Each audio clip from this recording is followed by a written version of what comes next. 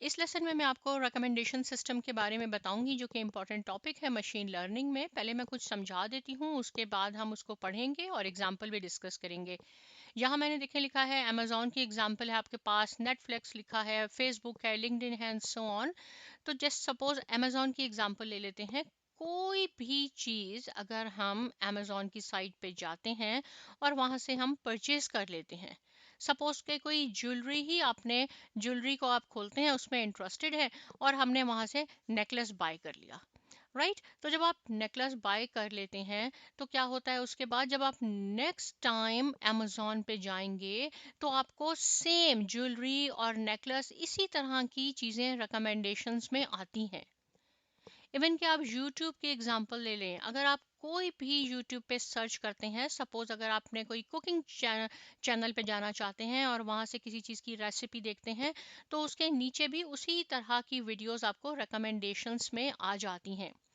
Netflix में भी यही होता है कि अगर आप एक तरह की मूवी देखते हैं, सपोज कोई भी उसका जॉनरा हो, आप एडवेंचर कर लें, थ्रिलिंग कर लें, तो उसी तरह की आपको रिकमेंडेशंस आनी शुरू हो जाती हैं। सिमिलरली फेसबुक पे, लिंक्डइन में भी अगर आपके कोई फ्रेंड्स हैं उस पे, तो उसी तरह की सजेशंस आपको भी आनी शुरू हो जाती हैं। That is called the recommendation system, right. अब रिकमेंडेशन सिस्टम में दो चीज़ें हम डिस्कस करेंगे, एक है कंटेंट बेस्ड रिकमेंडेशन सिस्टम, दूसरा है कोलैबोरेटिव फिल्टरिंग। दोनों में क्या डिफरेंस है, देखिए इसका नाम ही आपको बता रहा है कंटेंट बेस। कंटेंट बेस की कोई एग्जांपल मैं आपको छोटी सी बता देती हूँ। सपोज हमारे पास 3 डिफरेंट मॉल्स हैं, ABCD, राइट। तो क्या है कि आप ए मॉल में जाते हैं, हम इस मॉल में गए और यहाँ हमें डिफरेंट ब्रांड्स की चीज़ें नज़र आई और ये मॉल हमें काफ़ी अच्छा लगा। इसमें ब्रांड ए भी है, सपोज मैं XYZ कह देती हूँ, डिफरेंट ब्रांड्स हैं और आपको ये मॉल अच्छा लगा, आपने इसको 10 रेटिंग दे दी कि जो भी इसमें कंटेंट था, जो भी आपने चीज़ें खरीदनी थी वहाँ आपको मिल गई, आपने 10 आउट ऑफ 10 उसकी रैंकिंग कर दी। आप बी मॉल में जाते हैं तो वहाँ भी मोर और लेस आपको सेम कंटेंट मिलता है, जो आपको ब्रांड चाहिए XYZ वो आपको उस मॉल में भी मिल जाती हैं और आप इसको इसको हम 9 रेटिंग कर लेते हैं आउट ऑफ 10। तो कंटेंट की बिना पे कि आपको यही कंटेंट इस मॉल से मिल गया, यही कंटेंट आपको इस मॉल से मिल गया, अगर सी में भी यही कंटेंट है तो ये सिस्टम आपको रिकमेंडेशन करेगा कि आप मॉल सी में भी चले जाएं और मॉल डी में भी चले जाएं। इसकी एग्जाम्पल भी मैं आपको मूवी से बता देती हूँ, राइट। अगर आप थ्रिलिंग मूवीज देख रहे हैं, आपने एक मूवी देख ली, आपको वो मूवी अच्छी लगी, उसका कंटेंट आपको अच्छा लगा, राइट।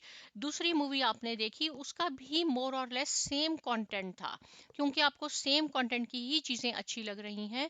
तो जब थर्ड मूवी आएगी और उसका भी कंटेंट मोर और लेस सेम ही होगा, सपोज उसके जो डायरेक्टर हैं वो सेम है, यानी कंटेंट उसका सेम है, तो सिस्टम आपको ये रेकमेंड करेगा कि आप ये भी मूवी देखें। तो ये कंटेंट बेस होता है कि आपको कंटेंट पसंद है। दूसरा है कोलैबोरेटिव फिल्टरिंग। इसकी एग्जांपल हम कैसे ले सकते हैं, इसकी एग्जांपल मैं आपको इस तरह बता देती हूँ कि सपोज हमारे पास दो यूजर्स हैं, एक यूजर ए है और एक यूजर बी है, राइट। आप क्या करते हैं, यूजर ए जो है उसने एक बुक पढ़ ली और उसको वो बुक अच्छी लगी, और जो यूजर बी है उसने भी सेम बुक रीड की है, सेम, और दोनों ने इसको 10 आउट ऑफ 10 रेटिंग दे दी। फिर क्या हुआ, जो हमारा ए था उसने एक बुक B2 पढ़ ली और बाय चांस इसने भी सेम बुक पढ़ ली, इसने जो है इसको 9 रेटिंग दे दी और इसने 10 रेटिंग दे दी। अब क्या है, अब थर्ड बुक पे आ जाए। ए ने थर्ड बुक पढ़ ली और इसको 10 रेटिंग दे दी, लेकिन बी ने अभी तक बुक नहीं पढ़ी।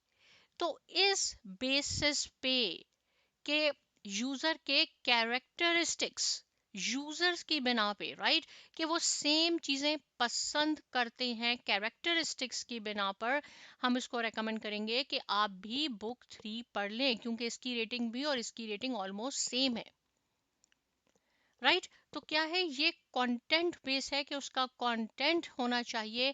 यहाँ पे क्या है, सिमिलरिटीज है कैरेक्टरिस्टिक्स में, कि ह्यूमन जो है अगर एक चीज कोई पसंद कर रहा होता है तो दूसरा भी उसी चीज को लाइक करता है। तो मुझे उम्मीद है कि आपको दोनों में कॉन्सेप्ट अच्छी तरह समझ में आया होगा। अब यहाँ अगर आप इसको पढ़ेंगे ना, जो मैंने अभी आपको बताया वो यहाँ लिखा है कि people tend to like things in the same category or things that share the same characteristics. For example, if you have recently purchased a book on machine learning in Python and you enjoyed reading it, it is very likely that you will also enjoy reading a book on data visualization.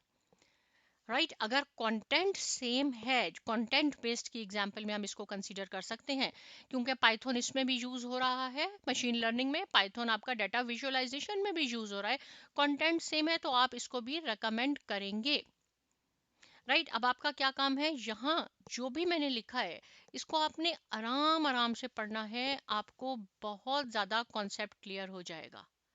Right जैसे यहाँ पे social media sites like Facebook और LinkedIn regularly recommend friendships. Right एक के जो friends होते हैं, जो मेरे पास फ्रेंड्स हैं, वो आप अगर मेरे फ्रेंड हैं मेरे पास फेसबुक पे तो वो आपको भी recommend करेगा। तो कंटेंट बेस और कोलैबोरेटिव फिल्टरिंग ये एग्जांपल्स होती हैं रिकमेंडेशन सिस्टम की। आप इसको अच्छी तरह पढ़ के समझ लें।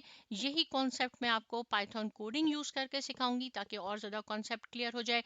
मिलते हैं नेक्स्ट लेसन में, लेकिन आपने क्या करना है, साइमा एकेडमी को शेयर करना है, लाइक करना है, सब्सक्राइब करना है, और बहुत शुक्रिया।